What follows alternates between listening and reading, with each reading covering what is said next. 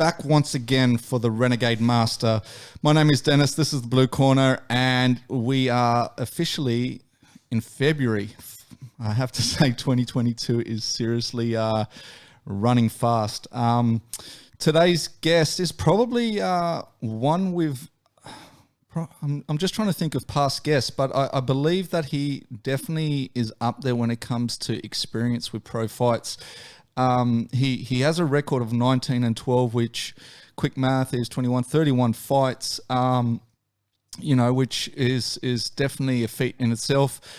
He trains with one of our past guests, Josh Coolabell, at Eagle MMA, and has recently signed a exclusive deal with Eternal, which is funny because last week's guest also signed a exclusive deal. But I'm talking about Alan Philpott. How have you been, and how has the start of 2022 been treating you?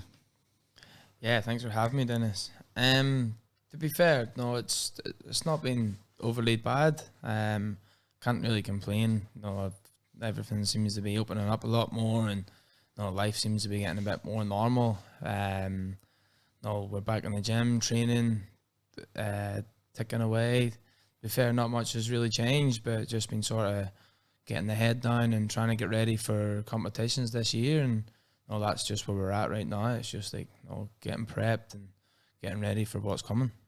And when you say you're now back in the gym, was there a time during this weird period that you actually had to stop? Because I mean, obviously Josh has been pretty busy as well, and I know that you guys. I mean, I when I see you guys, I always think of like Batman and Robin and things like that. I mean, you guys share a pretty good relationship by the looks of it, anyway. But like, was there a time that you guys had to, I guess, cease the operation?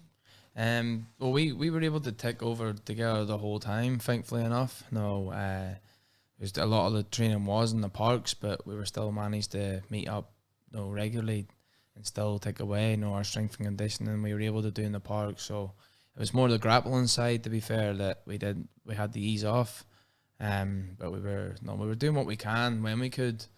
Then we'd have just stopped completely. It would have been not a good place to be. So just sort of had to take over where we could and make best of what we had. And so when you say make the best of what you could, obviously a lot of that is to, I guess, keep your fitness levels up and things like that. But would you say that it's been a struggle to, I guess, get fight ready or remain fight ready, if that makes sense? Yeah. No, definitely no. Like it's hard to get the base, because like I say, we were missing the live grappling, the live MMA. We were able to do bits and bobs, but it wasn't the same. One of the good things was our striking level just it kept rising, and we were able to keep fit and strong. But unless you're doing you're mixing it together and ticking off all the boxes, you're never going to be even at that baseline. I feel they are genuinely fitter than most people because of the training we were doing, but we still weren't fight ready or fight fit for sure.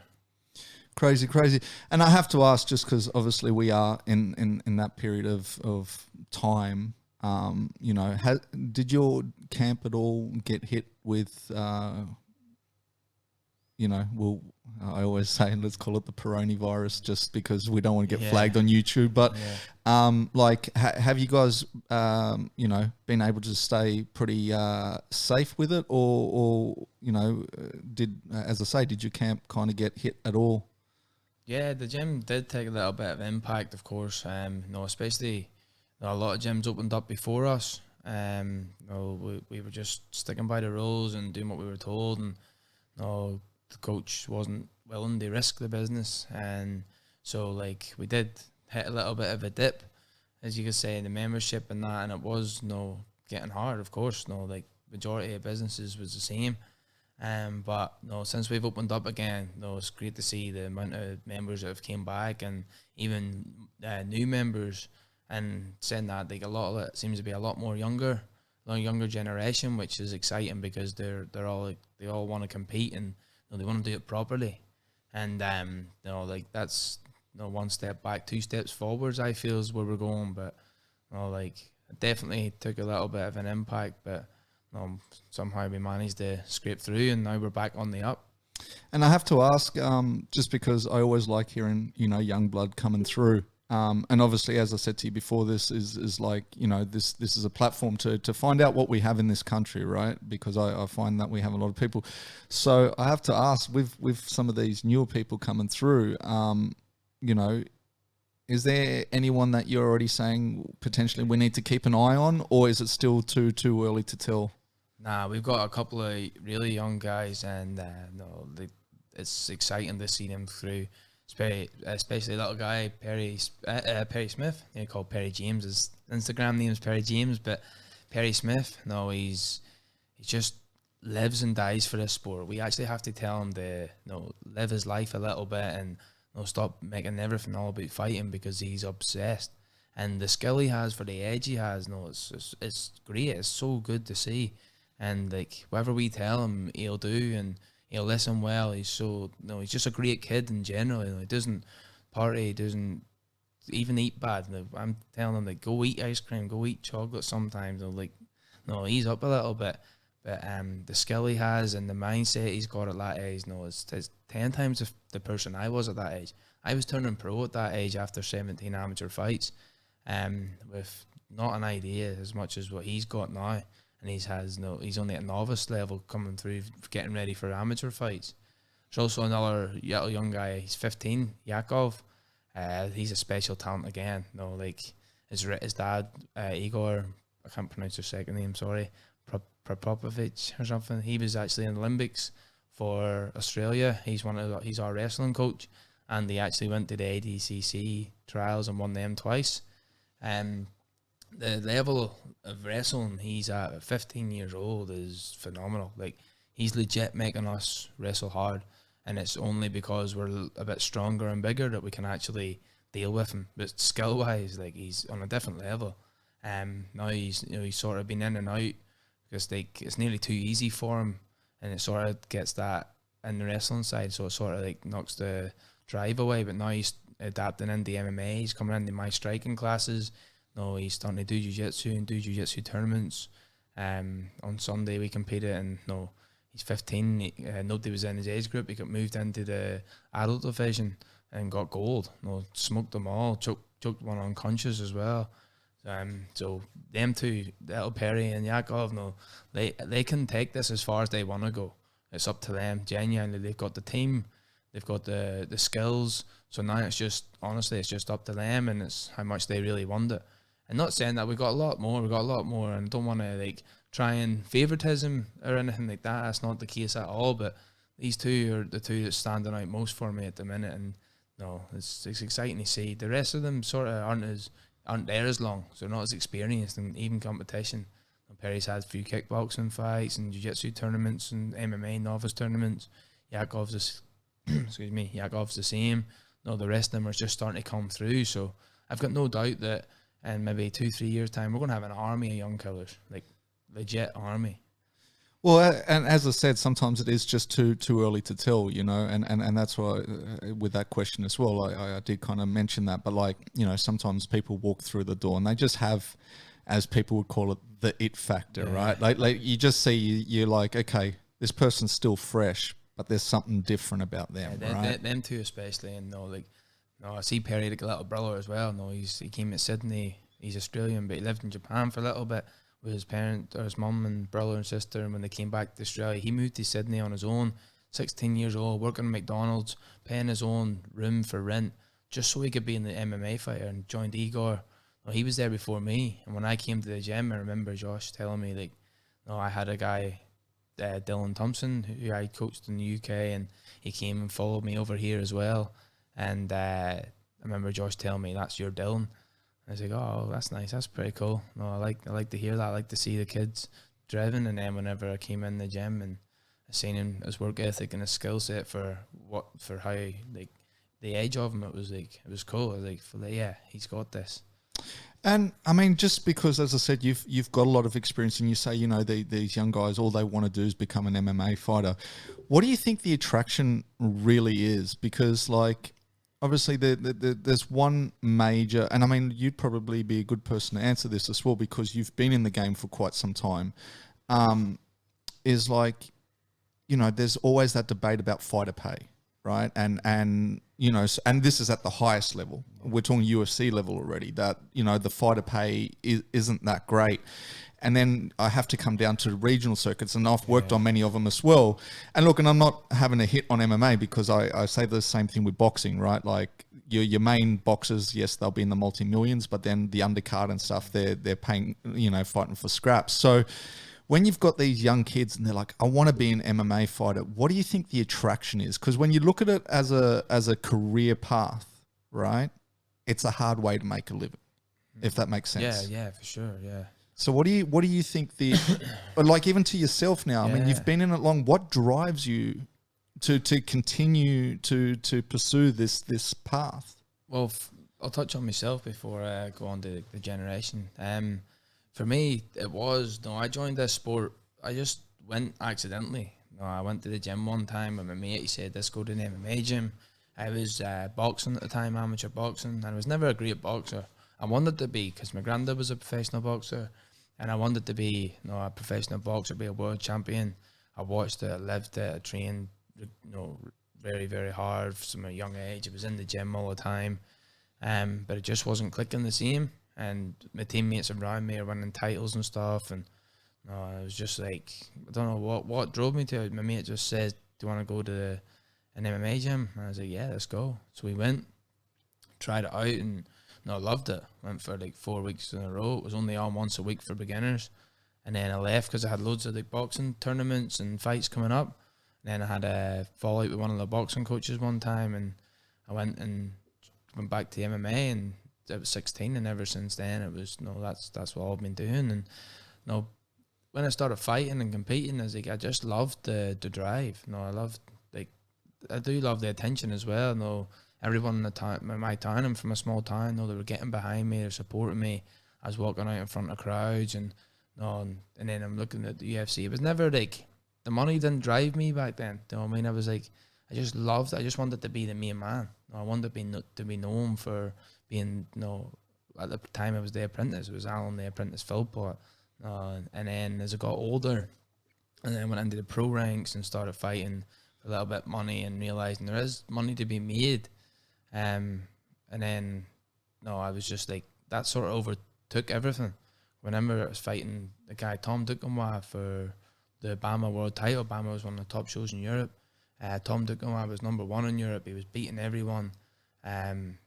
After I was told that the date I got it, I was like, I still had stitches in my side. I had an operation, and I was told if I don't take this fight, that somebody else will, and he's probably going to get signed by the UFC after that. And I've been asking for this fight while loads of people's been turning it down. I was asking for this because I was the British champion and he was the world champion at our weight, bantamweight. And I remember like the paycheck I got for that fight, bro, it was like ridiculous. It was so bad. And then I was just like, what is this? Like, because I was doing it full time then, and I was expecting a bit of a pay. And I heard it was half BAMMA, half Bellator, and I heard what some of the Bellator fighters were getting, like even less experience. Now, I'm main event fighting for the world title live on TV, sold hundreds of tickets. Don't get me wrong, I got a ticket deal, but and then I'm leaving that fight basically owing every penny out and probably more. And there's fighters just because they're fighting on the Bellator name, where like maybe they're like 3-3 or whatever. No, it just was like, what is that? How is this way? And then it just sort of got to me, and to be honest, bro, it drove me away. It took the love for it. I just was like, I can't do it this way anymore.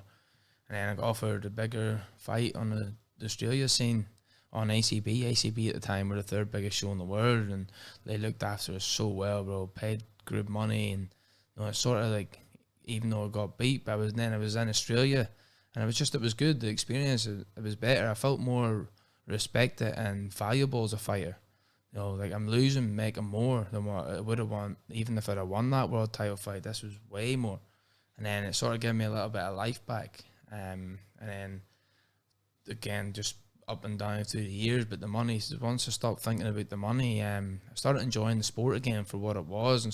And I started realising, like, if I'm in this sport for fighting and to get better, to get the titles, to get to the top, No, like the money will come with it. Like the money will come with it, and it's up to me when I do get that platform where it's a chance to make money. I need to sell myself, and yes, it's maybe shouldn't be the way it is, but the fact is that is the way it is. I think the younger generation, they don't realize that. I don't even think it's the money. I think it's more the fame and the highlights. Like, like they see what these fighters are going, and they think maybe, once you get a few wins, get the UFC, you're going to be a big star, and that's not the case. No, you have to work hard behind the scenes, like podcasts, pictures, videos, meet and greets, and like that's a lot. It takes a lot of energy. No, I'm 49 fights deep between amateur and pro. I beat some of the best in Europe. I've been very close to beating some and got caught, whatever. But I've helped many UFC fighters, and while I'm in training, I'm not anywhere like that far behind. You know what I mean? And I'm still here, working all day, doing PTs, teaching classes, and trying to get fights where I can. And I'll just stop you there. I mean, look, I guess it is always a case that you should never do it for the money, right? Like, because if you're doing it for the money, you're probably in it for the wrong reasons. Yeah, I guess the hard thing is that you, especially as I say, on the local scene, is, I would say 10 out of 10. I won't even say 9 out of 10. Most fighters are still having to have a full-time job to support them fighting, right? Sure. And then when you think about like all the wear and tear and as you say, and then all the obligations as well, if you're trying to make a name for yourself, it's like, you do your full-time job, and then you got to train, you got to do all these obligations. There's injuries, there's whatever else that comes with it, and then you kind of think, I'm not saying that you should be attracted to it for the money, but like it gets to a point where you're like, well, if this can't even sustain my fighting career, like like once again, what's the attraction? From an outlook, and look, don't get me wrong, like I love the sport, right? But I'm also sitting here in the chair. I'm pretty safe right now. Like the chances of injury and stuff are a lot lower, and I guess that's why. And when you say yes, the fame, but I also find that with the fame, a lot of people mix then fame and fortune in the one. Yeah, exactly, I get the fame, I get the fortune, right? Because they see Conor McGregor in his Lamborghini boat, right? They see him doing the Millie strut, and it's just like, yes, a lot of people go, that's what I want to do, but he's one of many. Yeah, that's it. Right? Too. Ronda Rousey was one of many. Like it's like even at the highest level, you're taking that 1%. And the blow up, bro, it's changed that much too. Like, it's not even about the best fighter anymore. Do you know what I mean? Like, the amount of great fighters I've seen turn away and walk away from the sport. And to be honest, it's probably one of the main reasons why I haven't, is because I've seen so many and I found it hard. Like, how did you walk away? You're so close. And then, now that I'm getting in the same position later on in life, where it's like, I'm a good fighter. I entertain every time. I build up a good fight. Sometimes I get caught or whatever. Sometimes I'm the one catching. I'm never not a clean sweep fighter, but I'll take any challenge that's given to me. Anyone you offer me, I'll take it. And like, that's the way it should be. Like, in the day, we're fighters. We're training to fight and be the best that we can. And I feel the sport's watered down that much. Like, and this is what the kids don't see either. Like, they're so focused on keeping the zero and doing all these big hard weight cuts and big 12-week camps when they're young, when that's not the way it should be. Like, you do the sport because you want to do it, and you want to have a career in life, maybe as an athlete. That's what you want to do. And yes, there is ways you take it, but there's also like hand-picking the fights, and even like for coaches and managers and stuff, that they sort of hold them back from certain opportunities. It's not being true to yourself either. Like, the sport was built on the best fighting the best. That's my view. You should be fighting the best. Go challenge yourself. And like I say, if you can't win locally and be the best locally, how do you expect to be one of the best in the world? And that's always been my view on it. And that's why I've took any challenges came. Maybe sometimes I wasn't prepared properly, or I maybe should have said no. But at the same time, like, for me, it was like a challenge. I wanted to challenge, and sometimes it paid off and sometimes it didn't. Is that also why you had I mean, considering, as I say, with the MMA scene, is that why you had a pretty extended amateur kind of record? Because I see like a lot of these guys, they go like, 6 fights into their amateurs and they turn pro, right? And that's what I say. Like with the boxing, they do like 100 fights before they turn pro because they try to get, as you say, that experience while they're amateurs. So then, obviously, once they turn pro, they hopefully they can keep their record in check. Is that one of your reasonings for having 17 fights as an amateur, or was the opportunity to turn pro just not there? Nah, well, it could have been, and I asked for it a lot sooner than I should have too, but my coach wouldn't let me because his thing was 15 to 20 amateurs as a fight amateur, and then so whenever I was amateur, it was different. You had D class, which was no headshots on the feet or the ground, 6-ounce gloves and shin guards, and then it was C class, which was still the 6-ounce, and some shows made you wear shin guards, some didn't, but you were loud punches and kicks to the head. Some shows let knees, some didn't, but there was no ground and pound on the floor.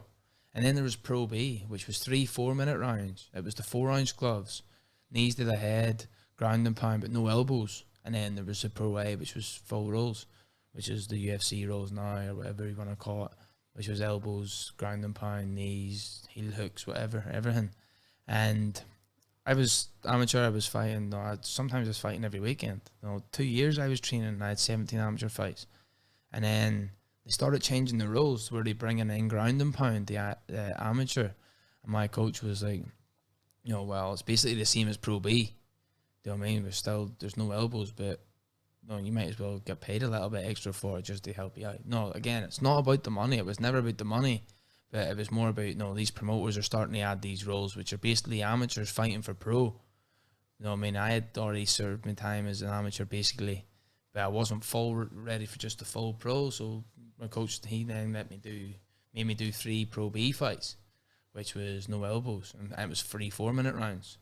And then I smashed them 3. Like I won all 3, I stopped all 3 opponents, and then that's when I got offered a Pro A fight for a title one time. And they took it, and then that's how it started. And I have to ask you, where you say like you never really turn down a challenge. So if a fight gets offered to you, do you kind of want to prove yourself? Are you the type though? Do you see weight classes there for a reason? Like, would you ever fight out of your weight class? Like, have you taken fights out of your weight class, or are you like, look, I'll take whatever fight is given to me, as long as it's within my weight class? That's where I am now. Like that's my team, and I feel like it was only me and my coach for many years, and like his methods was, when his day it was even different than ours. He fought between light heavy and middleweight, so I was fighting between bantam and featherweight, and then it was working, like I say, it's working or it wasn't working, but and then I went to the One Warrior series, and it was for a contract for one championship, Rich Franklin's One Warrior series, basically like the Contender show, and it was where you have to weigh in hydrated. So I was making the weight no problem, but sometimes it wasn't hydrated properly, and it was it was hard to juggle about, to be honest. So then on the last one, I got because I was spending most of my day dehydrating just to try and make the weight and hit the hydration levels at the same time. So we stepped up the weight class above, and I felt great. Got in good shape, felt strong, didn't cut any weight, just got there. And then when I got in the ring, and the guy across from me, he was like double my size, and I was like, wow, okay.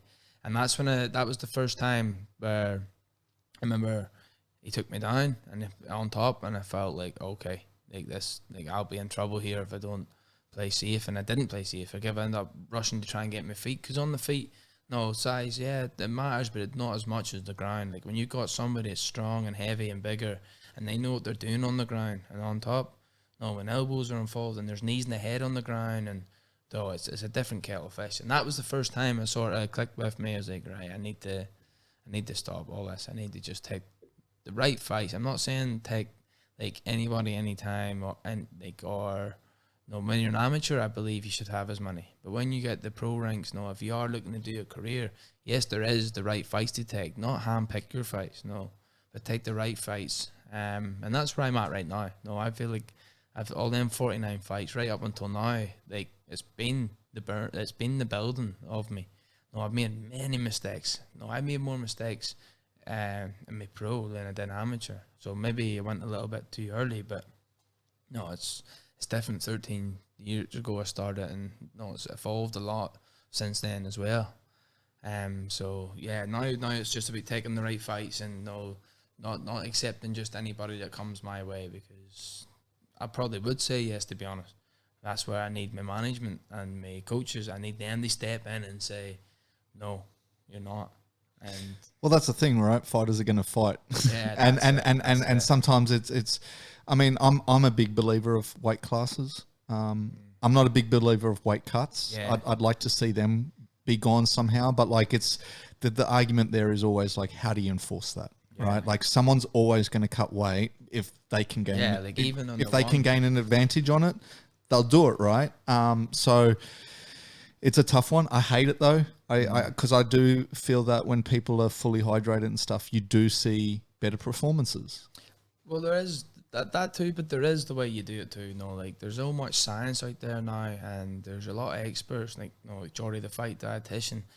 He is a game changer. He has his athletes eating a lot, and while losing weight, and they're cutting weight safe. And as long as it's done professionally and safely, well, it's not a problem with it. Because when you're cutting weight, it's like you're nearly detoxing yourself too. You are getting rid of a lot of bad toxins. You're getting yourself in very good shape. You're putting just healthy stuff in your body.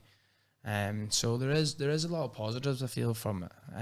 But yeah, the people that's still living in the dinosaur ages, and they're still like not eating and drinking for 2 days and then cutting 7 kilos in saunas and stuff, like that's dangerous.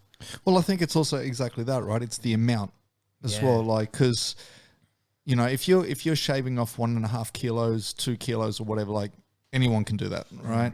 But like sometimes I mean, the game's changed a little since they took away the IVs. But back in the day, man, like you had some of these guys dropping like 30 pounds, which is close to 15 kilos, right? That's what I used to do. Yeah, I used to come down from like 14 kilos, like 73 to 61. Honestly, so the last 24 hours I was cutting like 7 kilos through water in the saunas and baths, and it's dreadful. It's horrible. I blacked out a few times. I remember in Japan I took a short notice fight, and I had like 8 kilos cutting 12 days, but I wasn't even training or preparation. I was in a little bit of a downward spiral outside the gym, and I got offered to fight, and I was just like first Irish person to fight in Japan. This will get me back on track. I'll do it.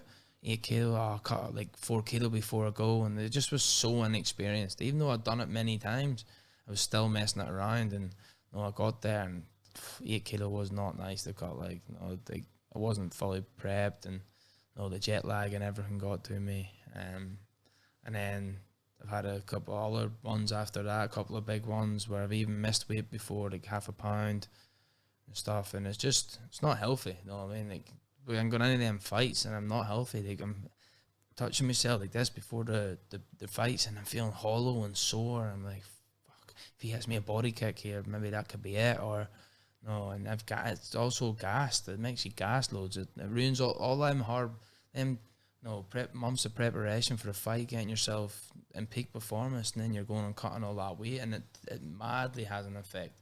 And then it took me a long time after to realise that, and that's one of the reasons why I've decided to move up the filler. I did play with the idea of bantam again, but then speaking to Jordy and my strength coach, they're like, on the local scene, they reckon, stick to filler.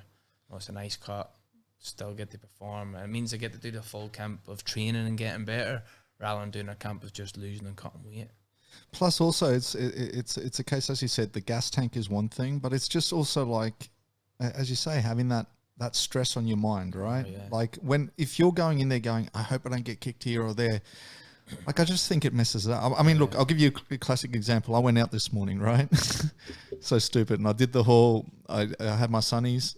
I left them somewhere. I came back here and all I could think about was the sunnies, right? Yeah. To the point where I'm like, it's going to affect today's podcast, right? Because I'm now so fumed and my mind's now been taken away to this random thought, and obviously that's just like something so small, right? Obviously I went searching and I got them. So we're good, nice, right? We're totally good. But like I'm saying, like those thoughts will take you off your game, right? Yeah, like they sure. just, and I knew that. And I said it to the missus. I said, like, if I don't find these glasses, it's literally going to mess up today. Like I was like, so now, and as I said, I'm not getting hurt here.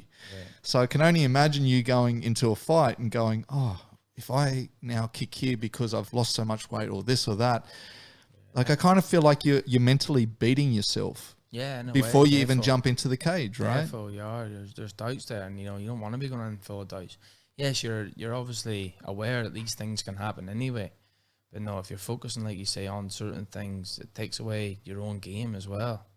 No, or it stops. Like for example, for the weekend I done the jiu-jitsu tournament, I had a very hard category. I went in the advanced group.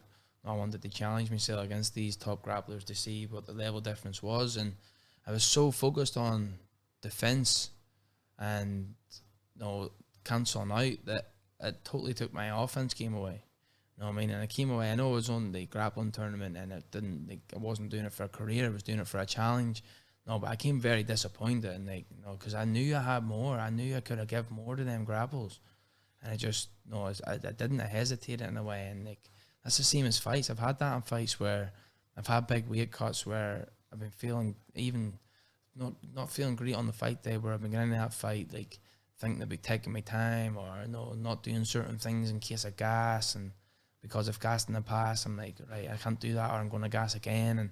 And maybe if I done it that time, like done it in 9 fights, I would have won. Do you know what I mean? And it's coming down to weight cuts and lack of concentration and focus on purely the fight. And I have to say, like, obviously you're doing these grappling tournaments. You're about to do another one as well, Subversion. Is that the first version that you? Yeah, this will be the first Subversion. Yeah. This is a grappling fight, so it's just me first another person. I've done one of them in Ireland before on an MMA show.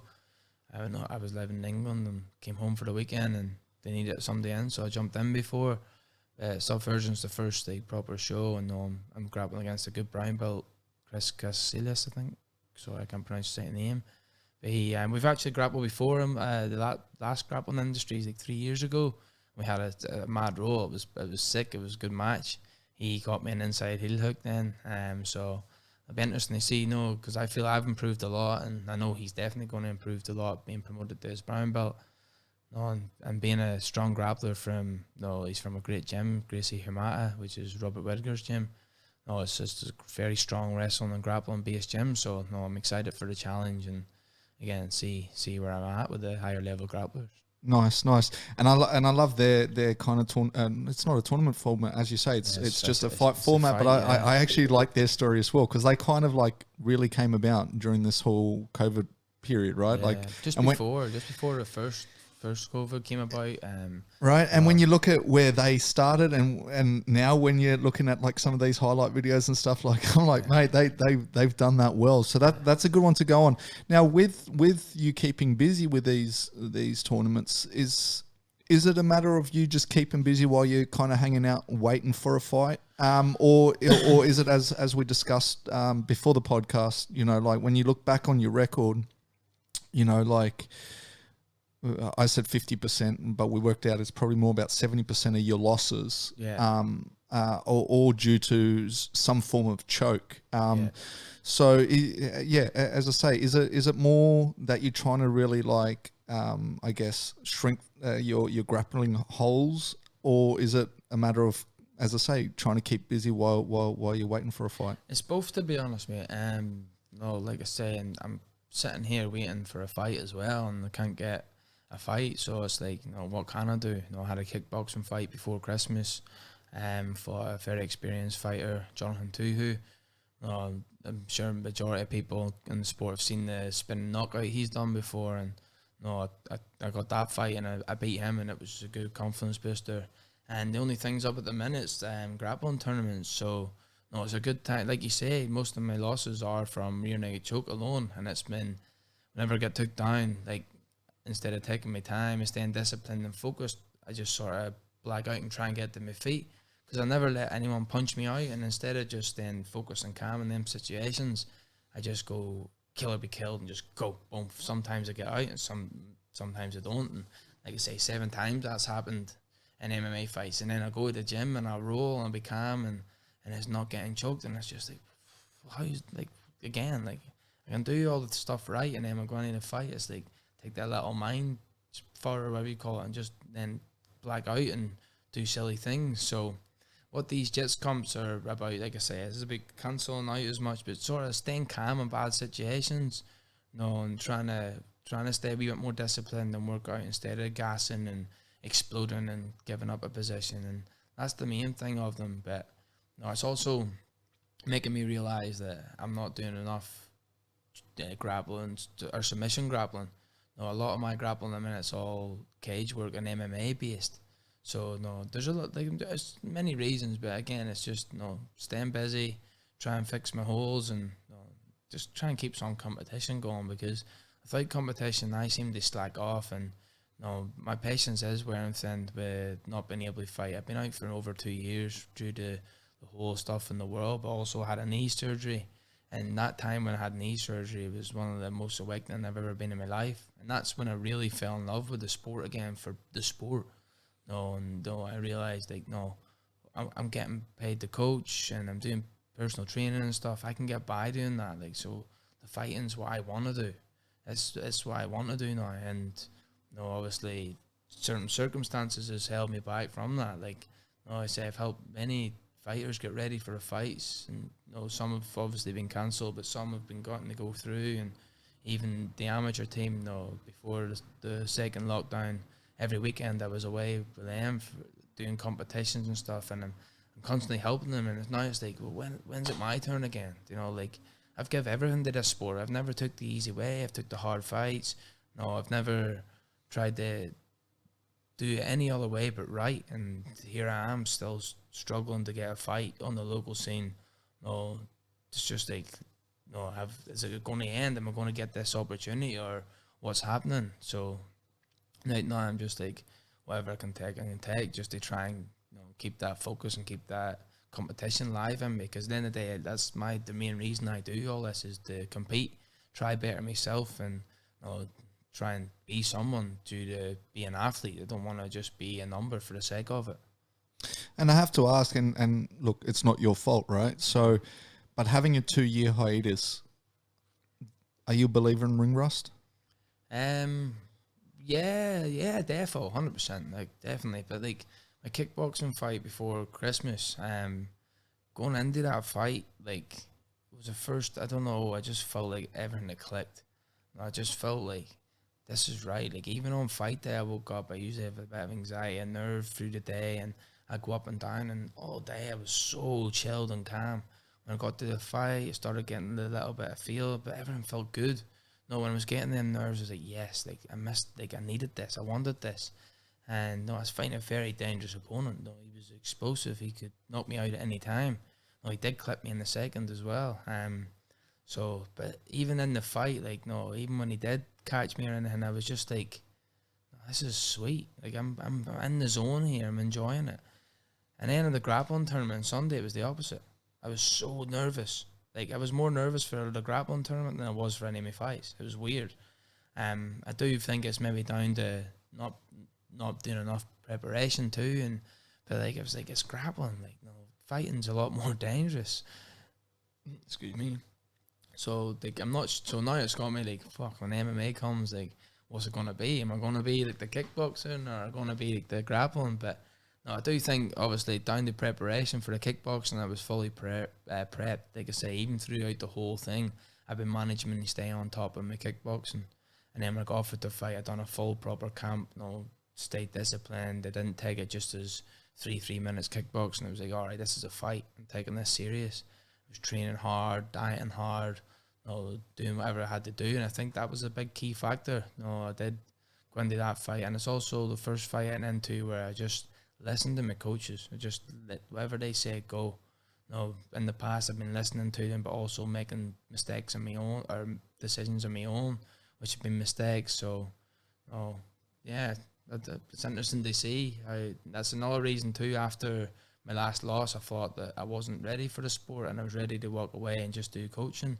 So now I'm like I really want to know, like, do I still have it in me, and am I ready to do this, take it to the next level, or am I always, have I reached the level I'm going to get to, and I'm going to be a good fight, but it's just never going to pursue where I know I want to be. So that's the main thing, is just trying to get to where I want to be. And with going back to your losses as well, are you the type of fighter that kind of just to put those aside, or do you revisit them? And I guess what I mean by that is going back to the chokes, for instance. Do you look at that and realize where you either went wrong or what they did right? Do you break that down and like, do you, I guess, stay up? I mean, do you lose sleep over it? Like, do you break down and go, hang on, is it something that they did really, really well? Or is it something that, I guess, I hand fed them with, if that makes sense? Yeah, no, definitely. I don't really look at what they do. It is all for what I do. And to be honest, that last loss, it was for the one contract and whatever, but after that fight, it affected me hard, bro. Like, it was like, I haven't slept right since, and like, I used to be a great sleeper, no matter what, I would have slept, and now, like, for 2 years, I barely even slept. Like, I wake up constantly, over Christmas there, before Christmas, after my fight, and just over Christmas period, I started getting sleeping again, and it's because we had March, we had names, we had a date, we had a location, and everything was all in place, and I was sleeping fine. I was like, I've been working really hard on the positions that I've been struggling in, with cage defense, my escapes from the bottom, my reversion, getting back up to my feet smartly, taking people down, all the little things that I've been missing over the years. A lot of it was because I was, for a couple of years when I first came to Australia, I was at a gym where I was the main coach, and I had a bunch of amateurs, so I was giving a lot of time and effort into them. And for me to get my training, I had to go elsewhere all over Australia. But I was never really, it wasn't like classes, it was all live work. Do you know what I mean? Everything was like live sparring, live rolling, live wrestling. So I wasn't really learning as much. And then when I went to Igor, just after the first lockdown, that's when things changed. It all came together. Well, on that, I'll read out one of the first questions that got sent through. And that is, why did you pick Eagle MMA as your main gym? Well, first, whenever after the first lockdown, the gym I was at was supposed to close, and me being on a visa and stuff, I was like, I needed to find work straight away. I couldn't, I didn't have the been saved in my name. Fighters don't really make much anyway, but I get by, which is I'm grateful for. But also I was training with Josh Colabal. He was coming over doing a striking with me. I trained with him for a few years at different gyms, always wrestling me, and we had a good bond.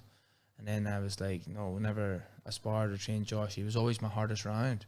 Whoever showed up on the day was whoever won, basically, and that's what it is still. It's like, and I was just thinking, he's so good. His cage defense is good. He's so calm. The way he is as a fighter, it was like, if I'm going to do this right, I need that. I need a coach. I need somebody telling me what to do. I need to fix these holes and just and do it right. And then that's whenever I met up with Igor, little Igor. He's the main coach. We had a coffee and a chat, and I explained I was going to just throw away the fighting and just focus on coaching, and done a full 360. It's like, I feel like I have so much more to give to this sport. I just need to do it right one last time. I need to just tick all the boxes and just go for it. I need a coach, and I trained with Josh obviously, and he was happy to take me on then. And then I started coaching in the gym as well, and from there, and then I feel like I don't have a reason to leave. Do you know what I mean? Yes, you've all these gyms all over the world, but like what I get from Igor and Igor MMA. That's what I've been missing and I've been needing. I feel I've got the full package now between Igor, my strength coach, my mind coach, my striking coach, Johnny Barabena, my training partners. It's good. Like, I'm in a really good place, and now it's just about finding out if I still got it and trying to get a fight. Perfect. And I'll have to ask you, like with Josh, what is he just a training partner to you? Because or what kind of relationship do you guys have? Because like as I say, like when you look at his stories, your stories, like there's a lot of banter going on and like and so forth. As I say, to me, it's like the kind of Batman and Robin scenario. But yeah, what kind of, I guess, relationship do you share with Josh? Well, like to be fair, like we joke about it too, but we call it we're the yin and yang. And then even Coach Igor was having a chat the other day, and like he was sat us down and chatted, and he was saying like, no, everybody always has a yin and yang, and he's like, I think you and Josh are definitely the yin and yang. More like he's like the good guy, and I'm the bad guy. Like for the coaches, he's a nice, quiet, calm, coach, where I'm the opposite. I'm like, regimental. No, you do what I say and do it that way type thing. But nah, it's all good. It's all love. Like I say, for Josh is like a brother now. To be fair, like we're very close. We've helped each other inside and outside the cage for the last couple of years. And like I say, I've helped. He respects me and for the knowledge and experience I have at my age, and for me that's massive. And because he respects me and takes on what I say, it makes me want to help and give him as much advice as I can. Because again, I've done a lot of things wrong. Even though I'm still very young, I've got a lot of fights and I've done a lot of it wrong. Where like if these guys can learn from me, they don't have to make the same mistakes. And Josh knows that. And like if I'm saying to him like, add in a little bit of strength and conditioning, he knows it's because I didn't for years, and then once I added it in, it worked. And it's the same, like there's stuff he tells me and I tell him, and we're just, like I say, we are just yin and yang. We've just got each other's back, no matter what. And when he's getting ready for fights, I'm his main guy, and I help give him. It takes a little bit of pressure off the coach as well. And it's just good. It's good to have him around. It's good to have that. Especially now he's the one in the UFC, and it's like, well, I'm the one helping them get there. Like I definitely can do this too. I just need given this opportunity, and if I can't, well, at least I know I can help other people do it. And how important is that banter? Yeah, it's very important, especially whenever Josh is in camp. I really take it on me to be the one to lighten him up, because I'm funny, but I'm a funny guy. I always have people in stitches and have them joking about and laughing, and it's, even though I can be very serious at times, like majority of the time I'm the joker. And like, when I was in school, that was my issue too. But I love attention, so that's why. Like I remember when we were younger, anytime my cousins or anything would have laughed, my mum used to always tell them to stop laughing at me because it encourages me. So it's basically whenever people's in camp and stuff, I think it's very important to have that, lightens the mood. It gives, picks people up as well. One time I came in the strength session, and he was feeling like, you could just see he was feeling down and flat, and automatically I just started messing about with him and joking, and next thing he was up again, he was on top of it. And that's what I need too. Like whenever it's my turn, like he's more excited than anyone I know for me to be in camp, and that's good too, because I know now, like whenever I need classes covered and he can take it, or if I need an extra pad session or something, he's going to be there the way I was for him. And like it's good that he wants to do that as well. And every session when we're being half serious, like even if we're going to spar, it's like we're telling each other we're going to batter each other and stuff. Or like if I take him down, I'll be like, oh, I got you there, or call me Al Babe and stuff, because at the start they used to smash me in the wrestling and groundwork, and now that I'm able to take them down and control them and that, like the joke is that I'm Al Babe now, like after Khabib. Nice.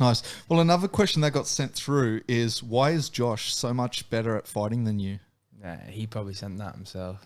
That was going to be my question. And that's what I mean. I mean, you guys obviously, share that, and that's the funny thing about it, right? Like he did send it. That was actually going to be my question. Once you answered that, I was going to say, do you know who sent that in? 100%, bro. Every time, because he's the only one that would believe it. To be fair, it's very interesting now. Like before, he would have been a far better grappler, I was the better striker. More like now it's like his striking's on a very good high level, where I'm struggling on the feet and I'm able to wrestle and grapple with him now. We're literally neck on neck. So it's whoever turns up. I take good pride in, like, if it's like the other day I got my rear naked choke. And I make sure he knows that I choked him, and for the rest of his life until he taps me out again, that he'll know that I was the last person to get the choke. Nice. Now, did you travel over with him when he did the Vegas thing, and then you guys had to come back and do the whole quarantine? Were you on that trip or no? Nah, so unfortunately I haven't been able to do his corner any of the time because of restrictions, which sucks. We tried to get an exemption, but because I was on a student visa, I wasn't. If I left, I wasn't allowed to return back to Australia, which was a bit a kick in the stones, but no. It is what it is. And I was there every session, right up, and like literally every session. There wasn't a session that we weren't together for them camps. Even whenever I was out with my knee injury, I was in doing I was still able to hold pads, or I was still watching over him in the cage. And but I wasn't able to go. And this time we thought maybe I would be able to go this time, but same situation. I'm not able to go to his next one unless things change, but I don't think they're going to change anytime soon. So what happens in that say you get the call up, right? Like where's kind of like the line there? Like if you got the call up yourself, like not for him, for yourself, would it be the same case that if you left you wouldn't be able to come back, or unless you get an exemption? I'm not sure. Even Djokovic or whatever you call him, the tennis player. Like his case and scenario, they can do that to number one in the world. It's very unlikely that I'm gonna get the exemption, which sucks. So then it's down to the case of do I wait and hold out, or do I leave and then have to restart again and either go back home, which is not something I really want to do, or try and locate in America or something. But again, I feel like I'm at home now. I feel like I've built a good life over the last 4 years. I feel like I've got a good solid team around me between. It's not fair that I would have to leave just because somebody else said so. So I don't know. To be honest, I try not to think about it because, again, I'm coming off a loss in the last MMA and it's been away for a couple of years. I know I need to build back up, and that's what I'm trying to do. I'm trying to stay in line. I'm not trying to jump the gun in front of these guys that have been actively competing. Some of these guys deserve it over me anyway, and that's I've all the respect in the world, but then it comes down to all right, well, I want to get in that place, so fight me. And then no one's fighting. They're turning me down, even though I've been out for 2 years. I'm not like a world beater. It's not like I'm any higher. Yes, I went to the One Warrior series, but any of them could have went too. But they didn't. I went and I done the tryout. I got selected. But then last 2 years I haven't been able to do much. And then now it's all right, well, it's not. I wouldn't say start from scratch. I can't say I'm starting from scratch, but I feel like I'm getting a second chance. And I'm trying to do it right. I'm not trying to take any easy road. I'm not trying to do anything other than just try and do it a little bit right. And then it's coming down to these guys aren't fighting. You got people with a belt like Jack Jenks. He's people calling him out to fight. Rod Costa's trying to get the fight. He won't take the fight with him, but he'll go and fight some other guy who's not that great down local just to get an easy win. Do you know what I mean? Then you got guys like Can Ofley. He's a great fighter. He wants to fight. I've been given his name a few times, and then now I'm not hearing anything just fight. Let's go. If they're not going to fight and line up, well then give me the title fight. I'll get the belt, because then when I get the belt, and then they can't say no. But I'm trying to give these guys respect. I'm trying to stay in line and be right. You go ahead. I'll catch up. But if you're not going to do it, and you get all these people turning down certain fights and that, well then get to the back of the queue and take your time. I'm wanting to do it right. Literally any featherweight in Australia, or if they can get anyone over, just send me the contract. I feel like on the local scene, I'm ready for anyone. I'm not trying to get on these big promotions just now. I'm trying to build myself back up, fight these locals, take these right fights, get the title, and then from there, okay, well, we'll see what the options are. Well, as I said on last week's show, I know it's not, when you say big promotions, we're talking Bellator, we're talking UFC. It's the biggest in Oceania. But it's the biggest one in our region. Yeah. So, I mean, it is a pretty big promotion. Now, I have to ask you, with your deal as well, what have they got you on? Is it a 3-fight deal as well? They signed an exclusive. I think it's I can't even remember, to be honest, bro. It's a good contract, and they're fair. Eternal fair. If I did get coming off, they wouldn't try and keep me. They want to get their fighters out there. I want to fight. They want me to fight. It's just getting a fight. That's the hard thing right now. I said last week, I really like what Eternal are doing. Yeah, The only gripe I have, and I'm going to repeat myself, the only gripe I have with them is that they don't come to Sydney. Yeah, and right? that's another They do thing Melbourne, too. they do Queensland, they do Perth, and it's like, please bring a show. And it's only because I like what they're doing. I'm like, bring them to Sydney. Yeah. But our guest last week was like, it's got something to do with the Sports Commission of New South Wales, so right? hard. It has to be. They're so hard, bro. Even as a coach and that, like, I've never seen any. This Sydney combat sports are the worst people to deal with. It's they got like, they want to use their authority. They want to do as much as they can to say no and stop people fighting and shows happening. Like, you're ruining opportunities and careers, and like, people obviously come from different backgrounds, and maybe this is their path to a better life. And maybe because they're past, they're getting turned away from fights and that, and like, oh fuck, like, no, they are rude. That is the people. You know what? It's everybody else involved except for fighters. No, at the end of the day, the fighters can only fight who's in front of them. It's whoever the promoters are going to put them against, or the shows from getting to happen or not. Like, at the end of the day, we're here to fight. We're here to entertain. Let's just get it going now. Like, Sydney's one of the best places in the world, supposedly. We'll support it, build it. I mean, you've already just had 2 world champions in Robert Whittaker and Alex Volkanovski. And I'll tell you what the craziest thing is. When you look at Australia, Perth was the last state to legalise cage fighting. I know, right? Right? Yet now the premier organisation is pretty much based out of Perth, right? Like, so it's... And yet here's Sydney, where the first UFC came to Sydney. Yeah. Right, the same thing. They came to Sydney. They did the 4-way flyweight tournament with Demetrius Johnson, Joe Benavides, Ian McCall. Who was the fourth one? I don't remember. But like, they came here. They haven't been back since. Yeah, it's been Melbourne and Queensland. I think it's the combat sport. Well, I don't know, but I've just heard like it's because of the combat sports. You know what I mean? It's crazy. But the thing is, there is ways of doing it, and they can do it. I don't know the ins and outs, so I don't know how difficult it is, but I'm pretty confident, like, with Eternal being the platform they are and the amount of local fighters they have, like, I'm sure they can make it work. But again, I'm not the one behind the scenes sorting out Eternal. I just want to fight locally in front of everybody, to be honest. Well, look, and as I said, it's good because they're doing the exclusive deals, which I think is a given. Yeah, we had to have an organisation that finally did that. I really like that. Obviously, you've got some really good fighters now coming out of that. Jack, King Casey, right? Yeah. They're all coming from Eternal now. And also, Eternal itself is on Fight Pass, right? So you've got eyes on there. Now that you signed with them, obviously, you're still waiting for that first call-up. But are you looking at your division? Have you... And I always say, because I don't know if you're the type of person, I'm not saying like, is there anyone you want to call out? But like, is there definitely, the way I like to put it is not that it's a call out, but is there a fight on that roster that excites you? That would make you go, this is a fight worth me getting up for? Like any one of them, honestly. Like I say, I feel like the featherweight division's pretty stacked.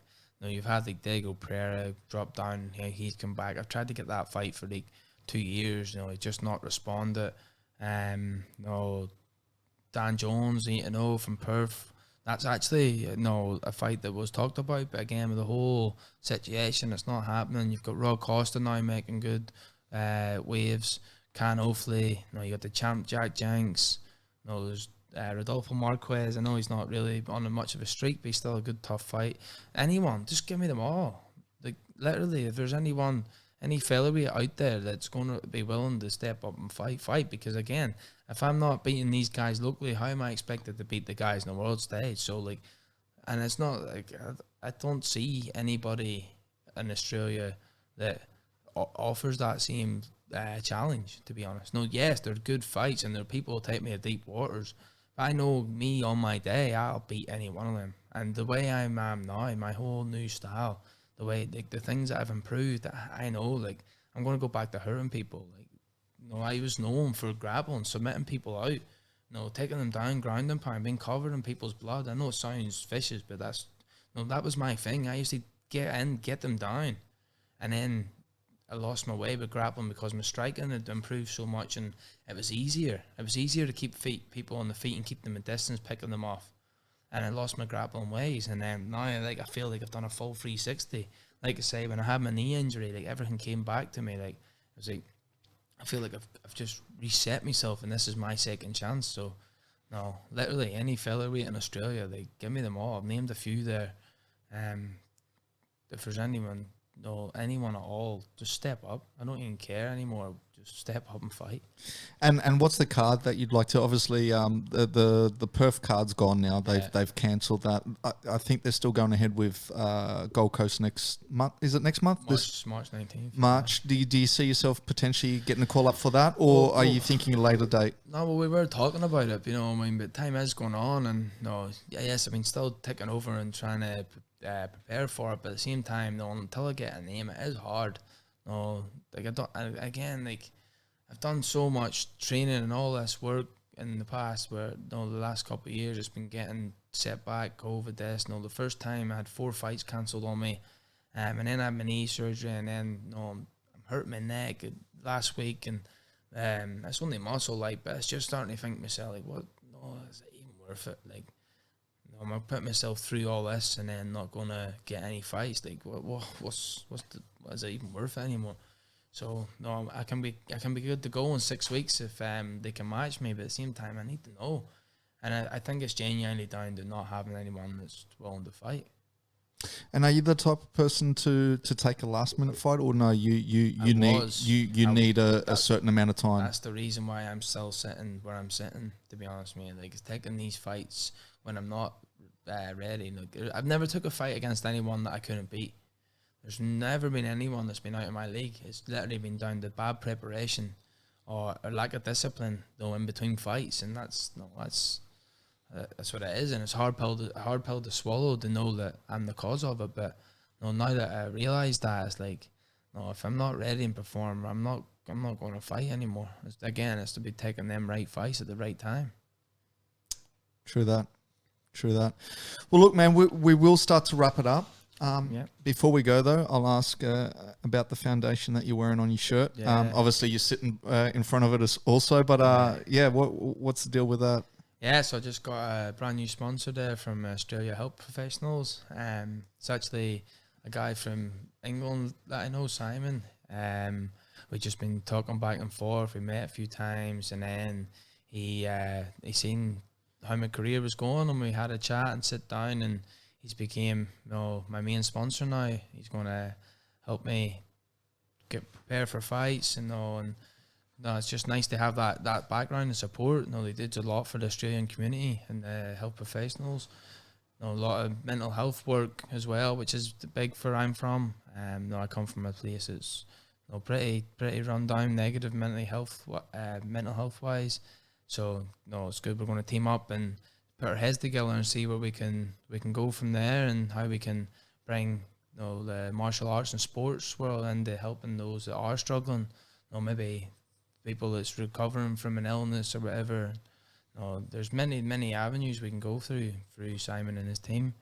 But yeah, and also Armed Sports they're a company in Bali who they always send me over stuff, which is helpful for training, and they've got a nice big backpack for when I go on hikes and that. And Champ Mouth Guards is another sponsor that you're wearing there. They actually do my mouth guards. So one more I would like to mention is Humble Fightwear, a jiu-jitsu company from Perth, funny enough.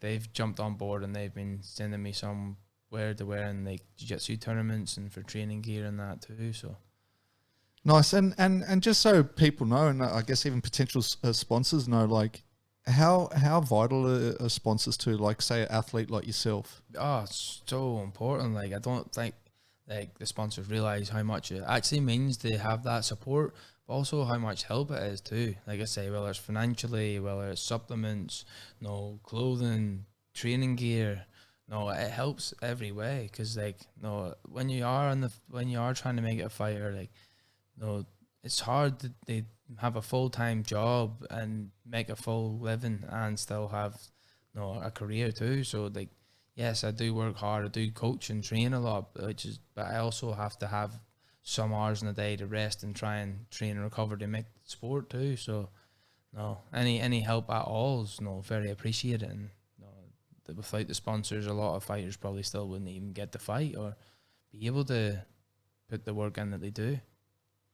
Perfect. Sorry, one more. I'd like to Yep. announce is Sydney Sports Recover. They're a new sponsors came on board. They're helping with my recovery, which is very, very important. No, like I say, I don't sleep great, which isn't as good, but with the recovery, the compression legs, the massage, the infrared sauna, the ice baths and hot jacuzzis. I've started doing them, and automatically I do feel a massive difference in my body and my recovery, which is again is so important because it means I get to perform in training. And how, when you're talking about recovery as well, are you a believer? In like the CBD oils and stuff like that? Do you do that kind of stuff, or that's not your thing? I've had them, and to be fair, like I've had them for years on and off, and sometimes they've worked for a little bit, and then they haven't. I've never seen one that it stays consistent. Though after like a week or two, even with the sleep, I help, and then it just goes, and it's just like. And it just comes, you just forget you take it and that, and then it just disappears. You know what I mean? You're just looking up and you've got like all these bottles full and they're out of date, and so I'm not big too sold on the CBD oils that maybe work for a week or two. But and then I also know people that use them and like it helps them. They need it. Without it, their bodies doesn't recover. But they take it and they recover and they sleep well. So. See, for me, the sleep is major. And I guess with sleep comes recovery, right? Because that's when your body. But that's where I really notice. Like I've been taking it for a while and stuff like that, and I notice how quickly I get to sleep, and I find that I get into deeper sleep. Yeah. That's the two things that I've noticed, and that's consistent for me. Once again, like other people have different experiences, but yeah, I find that. If I'm lying restless or whatever and I take some, usually it'll take me 10, 15 minutes and it's lights out, like I'm done. The thing is, see if I'm on a sofa, like I'm on a couch watching TV, gone, 10 minutes, gone. As soon as I go into bed, I can't sleep. Or if I do get to sleep, I wake up like 2 hours and like for me, I think I honestly do believe it's the not knowing and not being able to fight. Are you an overthinker? Yeah, I would think I would get... Because the only reason I say that is I have the same. I fall asleep in front of the TV quite easily, and and now I usually get my trusty little phone, and I'll put a YouTube video on, and I'll put it next to my pillow, not to watch it, but to listen, because it takes my mind off, and then I have no problem sleeping. I find the same thing if I turn everything off and I'm laying in bed in dead silence. Yeah, my mind starts thinking, right? And it's usually then the same thing, exactly that. Like an hour later, I'm still lying there going, why am I not asleep? And that's why I asked, do you think a lot? Because that's kind of an issue. Yeah, even if I do get to sleep, staying asleep's the hard thing for me. Like it's just, I don't know what it is. I think honestly, deep down in my head, that it's because I lost that last fight, and that's coming off a loss, and I need to know where I'm at right now. Because I think I'm I know I'm a better fighter. I know I'm more focused than I've ever been. Like I know I've changed everything. So now it's just about doing it where it matters. And that's where I'm at right now. It's just getting that chance to go and do it where it matters. And time's not slowing down either. It's going, like you say, we're in February already, and it's flying past. Before at the end of the year again. I don't want another year out of no fights, or maybe one or two. I want at least 3 fights this year. I want to end the year either with the title or number one. And then once I get that featherweight title, my plan is to try and go back down to bantam and get that bantam title, and then go off to the UFC or the big leagues. So, have to ask UFC the end goal. Yeah, would you be happy to go to Bellator or one as well, or is it UFC? Like whoever's gonna let me fight and give me a career, I'm happy with. I don't want to just be signed to be a number. You know what I mean? And like I say, the money is, yes, I do obviously want to be able to just do the full-time fighting, and to do that you need paid well and stuff. But that's up to me to perform and make sure I get that when I go in there.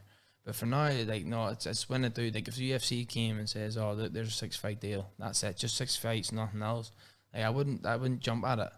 I'd be like, all right, well, how's this going to work? It's whenever you feel like it, or I want to be guaranteed at least 3 fights a year. And if they can't do that, and you've got even someone else come in, they can do that, and they're offering money I can live off, well, I'm going to do that. I mean, yes, I want to be in the UFC because it's the premier. No, but it's not the be all and end all either. To be honest, mate, they say there's other promotions on the rise. There's other promotions even paying better. No, I mean, to be honest with you, I love PFL. I love PFL, but they said they would sign Jake Paul, which is I think it's very. No, I don't think if they do that, that'll just knock them down for me. Yeah, I mean, look, but that could also be a publicity thing. Yeah. The thing I like about PFL is that it's a level playing field. Yeah. You know, at the start it's of the good. season, that you could be a millionaire by the end of the year come, right? Like, and everyone, it's everyone's in that same boat. It doesn't matter if you're Conor McGregor. It doesn't matter. Basically, here's the prize money. Go for it. Well, that's the same as myself now. I'm doing an MMA novice league. So basically, it's no headshots at all. It's for novice level, so it's not even amateur. It's even less. We're going to be doing it's basically like interclubs. So we're going to different gym locations. We're going to match them up, so they get 2 fights on a day, no head strikes, and for every win they get points, every lose they get points. But even if you draw, you get points too. So and then the last 4 at the end of the year. We've got it scheduled out for the year, and at the last 4 at the end of the year, they'll fight for the state title.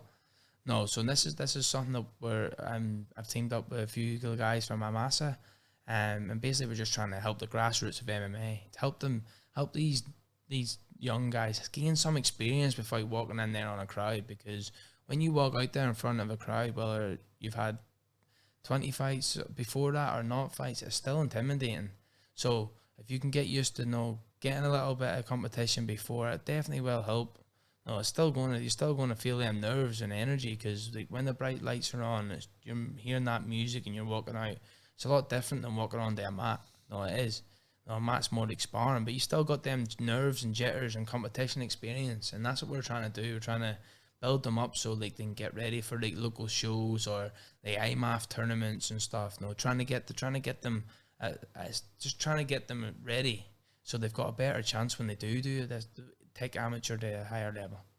No, and I was just about to mention the IMAF, because obviously they just competed last week, and they're kind of working with the grassroots as well. So, look, the last question I'll ask you, and we are definitely running over now, but it's only because obviously you're not originally from Australia.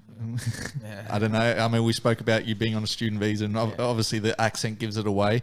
But you said you also fought in Japan. So what countries have you fought in? And I guess just looking back on it, and you don't have to go into crazy details, but do you see any differences between different regions? Like, when they talk about, I guess, the One Championship crowd compared to, say, the UFC crowd, they're saying that, at One FC, they're a lot more respectful and even educated, some people left saying. So just with yourself, personal experience, you've fought in Australia, you've fought in the UK, I'm assuming you fought in Ireland.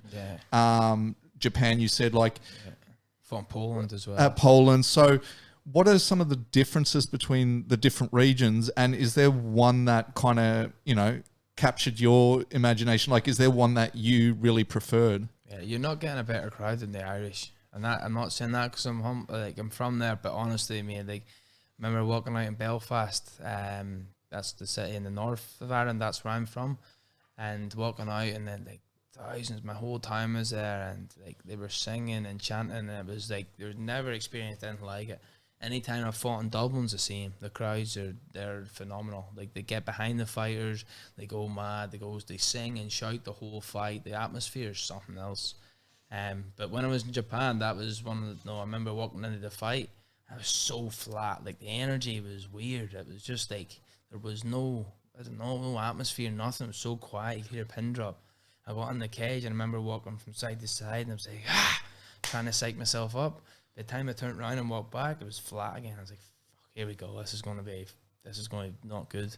And it didn't. I just didn't feel the fight either. Australia, it was good. No, again, they're good. Australia, England and stuff, no, they're good. They get behind fighters. It's very, very much the same culture. Japan was the only different culture. But I remember one time I went to Ghana in Africa. I went there 3 weeks before I went here to corner my mate and teammate from England. and that was one of the best, man. Like they're so far behind. Like now, like they didn't. The guy was he's doing a great job running the show, but like weight categories and stuff, they didn't understand how it all worked, and the cage, was like it was never passing any health inspection if there was anyone doing it. It was like I was scared in case it fell apart, but like see the energy in the crowd there, mate. Wow, there was like all supporters with drums and going crazy, and like when the fighters walking out, everybody's walking out with them singing and shouting. It was crazy. Like it was good, but definitely Poland, very similar to probably the rest in Australia and England, UK, whatever. No, it's pretty much the same culture. Like I say, the Asian culture is a lot more chilled. The Africans a wee bit more lively, and then you've just got like the Irons who's just like they're full like a football team. Nice. Well, that's about it. Before I get you out of here, I didn't do it last week, but I want to bring it back because I always like getting fighters' opinions. So I'm going to get a couple of fight picks from you. Okay, yeah. I mean, I assume that you follow fights. Yeah. So obviously I believe it's this weekend. We've got the main event is Hermansson versus Strickland. Okay, yeah, nice. You know what? I actually didn't even know that was this weekend, bro. To be fair, I believe it was because I fall behind. And the only reason I think it is because last weekend I was surprised there was no fights. Yeah. And I was like, hang on a sec, when's the fight? And I think that was the next one on the calendar. So don't quote me on it, but I believe it's this weekend. How do you see that fight, and who do you like? Strickland's like, I like him, but at the same time he annoys me too. Like, but he's funny. He is funny. No. He's good as well. He's tough. Hermansson is a tough grappler, but I think Strickland will get in his head and be able to keep him at distance, and I think Strickland will take that one. Nice. Then we're obviously I always like to get the Australian fights. Coming up soon, we've got the rematch with Robert Whittaker and Izzy Stylebender.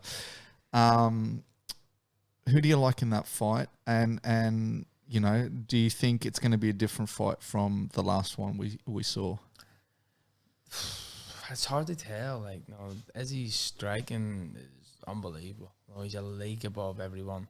I do think Robert got caught up in the whole hype thing, trying to prove himself last time. Going into that fight, I actually had Robert. I was favouring Robert to grind him, make it messy, and try and take him down. And I think if he can do that, he could get a decision win over him. Adesanya's getting better and better grappling wise throughout, definitely. But I do think maybe Izzy will still keep it. I don't know. To be honest, it depends what Robert turns up. I think if he turns up and fights smart and tries and grind them out, I think he could grind them out a decision. But if he can't get close and can't get him down, I just see Izzy pinging him off again. And just on that, it looks like Robert's just leaving for Houston today. Like literally just popped up on my Instagram feed, which is kind of funny. What about Tai Tuivasa versus the Black Beast, Derek Lewis? Right. Yes, that's right. Oh man, that's a sick fight. It's a big fight for Bam Bam, of course. I would love to see him do it as well. After they get a bit of a rough start to his career, he's really pulled it in and turning it around. He's very funny and entertaining. I think he's good for Australian MMA as well. But the Derek Lewis is a different beast when he hits. And to be fair, he's pretty funny and entertaining too, right? They're two funny guys. They're too big. They just love a crack. They're just two big guys that love a crack. But they're two boys that crack very hard. So literally it's just whoever lands cleaner. I think maybe the experience might edge with Derek Lewis. He might edge Bam Bam. But at the same time, this could be Bam Bam's rise to the top because he's doing amazing. That was a good win for him his last fight. It was a good step up challenge and he dominated, smashed him. So, and he seems to be getting a better style around now. He's becoming a more technical fighter. I'd like to see him do it, but I think my heart's saying Bam Bam, but my head's saying Derek will edge it with the experience. And I guess the last one, because you said Josh hasn't got a fight lined up at the moment, so he hasn't got one announced. Well, he was meant to, and then no, he got ill and stuff, so he got moved back. So, but maybe an interesting fight. I can't say anything yet, but if the next one happens, it's a very interesting fight, and no, it's a big one for him. Okay, so we'll stay tuned. Yeah. So I guess the last one is Turner versus Malaki. The hooligan is going across again. Yeah, my bro. No, Jimmy's one of my guys here. Like whenever we can, we train together. It's just a bit far and stuff. And now he's down in Wollongong doing camp and stuff, so it's even harder. But no, like Jimmy again, he's another one who started a wee bit rough. But like, look at his first fight against Brad Riddell. Everybody thought he was going to get smoked, and nearly put Brad out. He was in it till the end. The second fight, I believe he got robbed as well. No, he fucking started slow and then dominated the fight.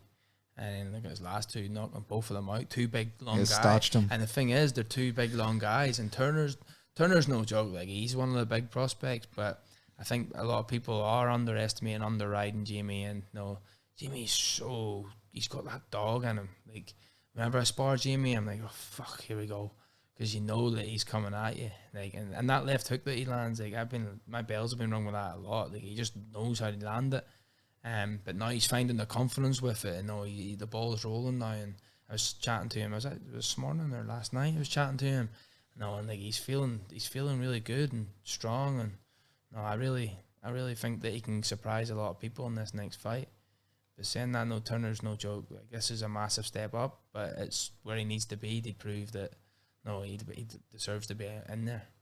Mate, and I couldn't believe his last fight as well. Unreal. You know, he was for people that know me, they know I like to bet underdogs. So like, money was on Jamie. I couldn't believe he was an underdog because he, as you said, like he got the knockout the fight before, and then he was like a big underdog too. It was like, where they beat that guy as well, didn't they? Yeah, and it was like, don't get me wrong, like, you know. Underdog or not, but I just would have thought it would have been closer to a pick'em fight at least. And it was like, I was looking at the odds and I'm like, that's a cheeky bet right there. Like, and then he came out and starched him as well. I was like, mate, I just couldn't believe it. Like, I was like, what are they even thinking?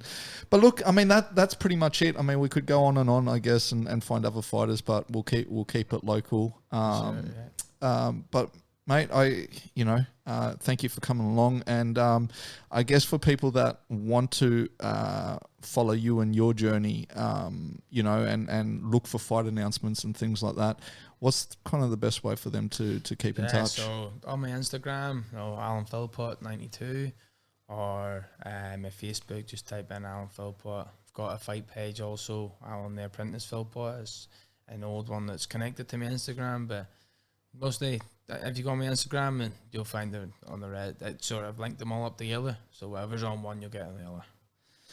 Well, there you have it. Thank you so much. We have run out of time. I definitely want to get you back on because we haven't even touched on your previous football career in another life. So there was definitely some other things that I wanted to have a chat to you about. But look, I do appreciate the time. I'm hoping we see you fight soon, and I'm hoping you get your 3 fights this year. You know, as they say, time is money, and the thing is like we live in this period right now where I just find it so difficult that we're seeing like literally these years slip us past, and they're years that we'll never get back, and that is a little bit of a problem. But I wish you the best of luck. As I said, thank you so much, and I look forward to talking to you in the near future. But until then, that is it. I'm away.